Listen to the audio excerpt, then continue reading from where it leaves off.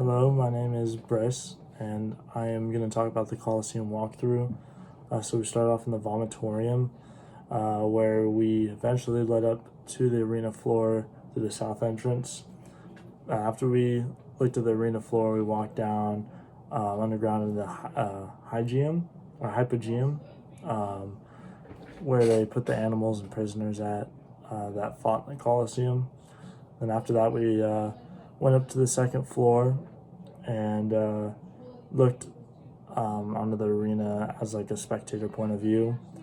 Then after that, we went to the third floor and we walked around up there, and also again looked down onto the arena floor as like how the slaves' point of view, because the slaves were at the top. And after that, we walked back down to the second floor. Kind of just walked around more, just looked at different things, just the different architecture and just different sides of the Coliseum from different spectator point of views, and then back down to the first floor and then out the west entrance. So fun fact that I learned from that video is that it was designed so that 50,000 spectators could get out of the Coliseum in under 10 minutes using 80 of the entrances / exits. And two things that kind of correspond with the material in the class is that the architecture throughout the Coliseum resembles a lot of what we talked about in the ancient Rome chapters, just with the arches and the columns. Another thing is the social hierarchy where everybody sat on the Coliseum. So on the third floor, you had the women, the slaves, and the poor on the top. Then the second floor usually held this just normal citizens or soldiers.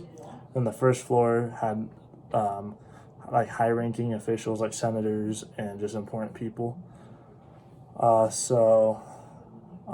then a couple terms that kind of correspond with the Colosseum that we learned through the study guide is the one of them is called mortar, and it's the concrete that is made.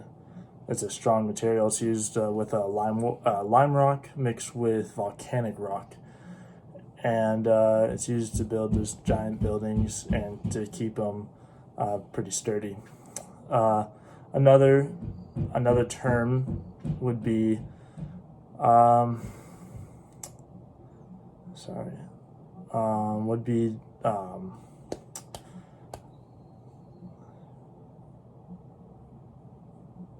satire. That's what it is. I was trying to remember it.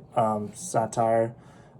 So when they have dramatic plays during the because not only did they have like animal fights and stuff like that, they had plays that were held there. So they used a lot of satire humor, which is just kind of like dark humor in a way, like just like kind of it's like harder to explain, but it's just a darker kind of humor. There's also the term anaphonically, which is where two group of people, this is also kind of like applies to the plays as well, or musical, but it's when they either say their lines back, like two groups of people say their lines back and forth, so you have one say their line and the other and back and forth, or they'll sing it to each other back and forth. So that's another term. But yeah, thank you for your time, and I'm glad I learned a lot of this stuff. Thank you.